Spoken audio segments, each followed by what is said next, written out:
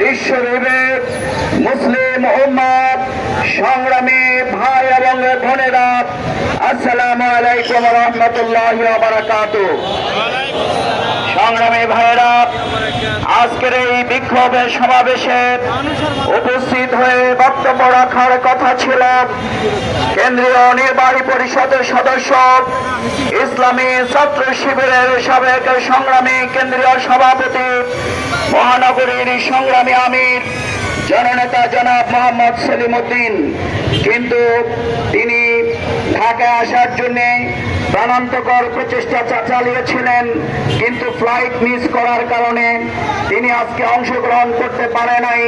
তিনি আপনাদের সবাইকে সালাম জানিয়েছেন। সংগ্রামী তৌহিদি জনতা, আজ আমরা লক্ষ্য করছি ইসরায়েল ওই কুখ্যাত রাষ্ট্রটি এই মধ্যপ্রাচ্যের গোটা পৃথিবীর জন্যই সন্ত্রাসী রাষ্ট্র হিসাবে খ্যাত